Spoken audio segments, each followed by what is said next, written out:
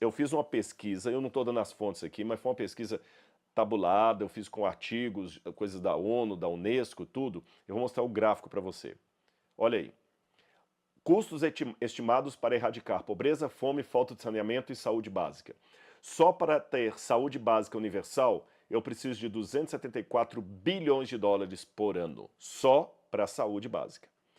Para resolver problemas de água e saneamento, 114 bilhões de dólares no mundo, por ano. Para resolver os problemas de fome e nutrição, 265 bilhões de dólares por ano. E para erradicar a pobreza extrema, eu preciso de 70 bilhões de dólares por ano. Então, somando tudo aí, a gente precisaria o quê? 200, 500, 600, uns 700 e poucos bilhões de dólares por ano. Então, quem falou 500 bilhões chegou mais perto. Aí, volta para mim. Deixa eu perguntar para você que está em casa. Como é que a gente pode fazer uma vaquinha agora para resolver esse problema? Dá a solução aí. Eu também quero a participação deles, meu bem. Como é que a gente pode fazer uma vaquinha para conseguir quase 700 bilhões por ano até 2030 para acabar com a fome, com a miséria no mundo, com o saneamento básico? Onde é que a gente pode juntar, cobrando mais impostos das pessoas, fazendo a vaquinha dos mais ricos, taxando as grandes fortunas? Como é que a gente pode juntar esse dinheiro aí? Tem alguma opinião aí, meu bem, já? Ainda estão na quantidade. Estão na quantidade ainda, na quantidade. Vamos lá, eu quero a opinião de Acho que vocês. todo mundo Fala o pregasse nome de o quem amor. falou. Jefferson, Jefferson, acho que todo mundo pregasse o amor de Jesus. pregasse o amor de Jesus, não precisaria de nada. Tem muitas. Tá bom, Jefferson, mas o amor de Jesus está sendo pregado mas vamos uma coisa mais palpável. Não que o Jefferson falou bobagem, tá certo o que ele falou. Pregar o amor de Jesus, mas vamos mais palpável. De onde que eu vou tirar esse dinheiro? Porque só pregar o amor de Jesus não vai formar 700 bilhões. Concorda comigo, Jefferson? Por isso que eu falei, pregar o amor de Jesus eu prego, né? Fechar as torneiras dos gastos públicos, mas eu tenho problema, porque se eu fechar todas as torneiras do gasto público, eu vou ter um problema que muito disso é saneamento básico, o governo tem que investir no povo. Para resolver a saúde não é fechar o gasto público, é gastar com o que deve. Acabando com a corrupção. Acabando com a corrupção, Rafael, tá bom. Rafaela, né? Acabando com a corrupção. Vaquinha entre os mais ricos. Vaquinha entre os mais ricos. Redução de impostos. Redução de impostos. Olha, quem falou redução de impostos? Eziel. Eziel falou redução de impostos, Rafaela falou taxa nos mais ricos, não sei o quê, né? Bom, as respostas que vocês estão dando são válidas. Pregar o amor. Mas vocês estão notando que ela está sempre na terceira pessoa? Ela está sempre lá. É o governo, os mais ricos. E nós? E nós? Eu vou falar uma coisa com muito cuidado aqui, porque eu não quero que ninguém entenda que eu estou passando a mão na cabeça do covarde. Eu acho que quem faz maldade com criança, eu não vou usar a palavra certa, mas vocês estão entendendo o que eu quero dizer? Quem faz qualquer tipo de maldade com criança, qualquer tipo, principalmente aquela que você está pensando aí, para mim não tem que ter piedade desse cara, não. Eu sou meio Antigo Testamento. Só se ele se converter muito, mas mesmo que ele se converter, ele vai pagar o crime que ele cometeu. Então não negocio com isso. Mas, uma vez que eu coloquei isso, preste atenção. Nós tivemos há pouco tempo uma denúncia na internet de um humorista contra a adultização de crianças. Vocês se lembram disso? E quando houve essa denúncia, teve um influencer que foi preso porque ele adultizava crianças. Vocês se lembram disso? Eu não sou em nenhum momento contra a prisão do indivíduo. Nem acho que tem como justificar o que ele fez, nem não tem mais. É a escória da sociedade que faz um negócio desse. Porém, ele tinha 14 milhões de seguidores. Puni-lo e não fazer nada contra os 14 milhões que o seguiam, num aspecto, chega a ser um pouco hipócrita. Repito, não sou contra a prisão dele, não sou contra que ele pague pelo crime que cometeu, tem mesmo que pagar, mas e os 14 milhões que o alimentavam? Não vai acontecer nada com eles.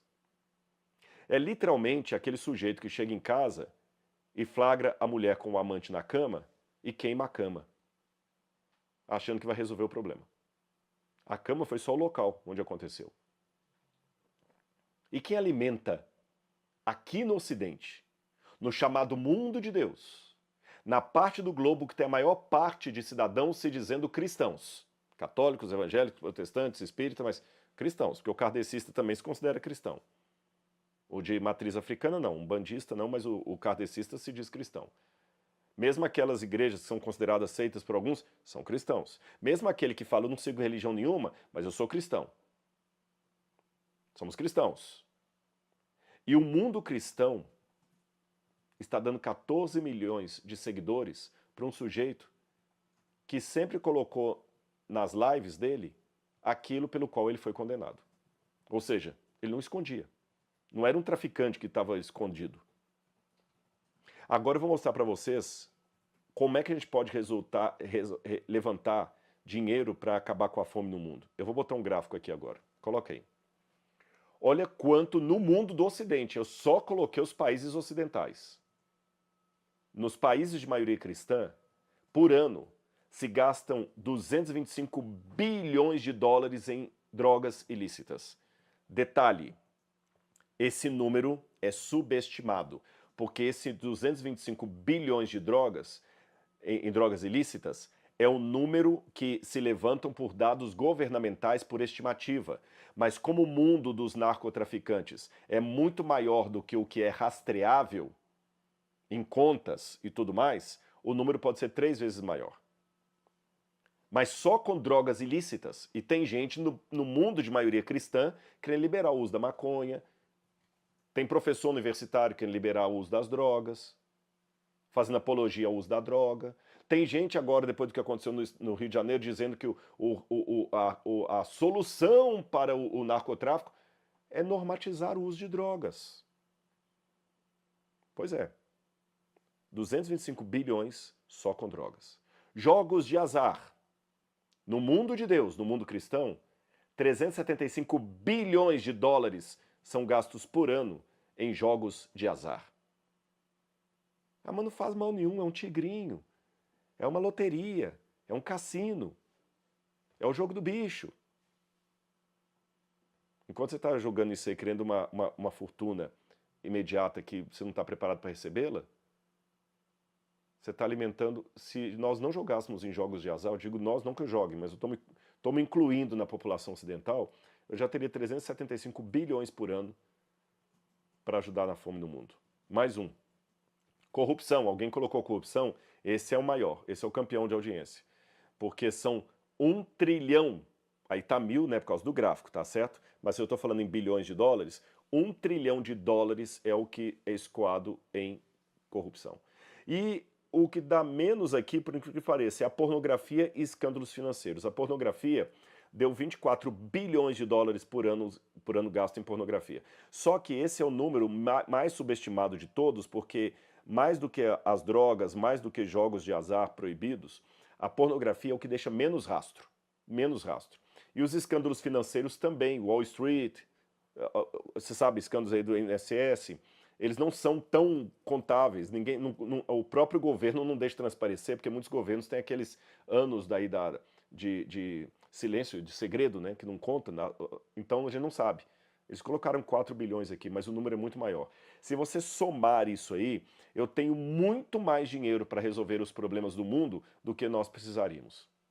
Tudo se o mundo ocidental seguisse o evangelho, que proíbe essas coisas. Vícios, pecados. E olha o que o próprio Jesus falou. Nisto conhecerão todos que sois meus discípulos, se tiverdes amor uns aos outros. João 13:35. Mas vivemos um ocidente que negligencia o amor. Nós preferimos gastar em pornografia, nós preferimos gastar em bebida alcoólica, preferimos gastar em jogos de azar, preferimos gastar nos nossos vícios, a gastar com a caridade. Tá vendo que não precisa ficar apontando só para o governo, não que eu também estou passando pano para o governo, ou para os mega milionários, fala assim, não, se eles fizeram a vaquinha, nós também podemos agir aqui. Nós não partilhamos nem pão e nem Bíblia. Esse é que é o problema. Nós temos que partilhar as duas coisas. A Sagrada Escritura tem uma mesma quantidade de versículos pedindo para darmos o pão ao nosso pobre, como também pedimos pregar o evangelho. E eu vejo as pessoas até falar, a caridade tem que fazer, mas a mesma Bíblia que ordena praticar a caridade, ordena pregar o evangelho. Então, se você prega o evangelho, mas não pratica a caridade, você está sendo um avião querendo voar com uma asa só. Se você pratica a caridade, mas não prega o evangelho de Jesus Cristo, você está do mesmo jeito, é um avião maneta ali, um avião que não, sabe? Caridade e evangelho são duas asas do mesmo avião. Se faltar uma, ele não decola, ele não levanta voo. E o povo de Deus não prega. Sabe por quê? A própria Bíblia colocou em Oséias 4, verso 6. O meu povo perece por falta de conhecimento. O povo de Deus não prega a palavra, não vive a palavra, não tem uma mente de Cristo. Sabe por quê? Porque eles nem conhecem o que é a mente de Cristo. As pessoas estão sabendo mais hoje sobre Game of Thrones do que sobre os tronos de Israel e Judá. Como é que você pode falar, eu sou cristão, mas eu nem conheço as bases do cristianismo?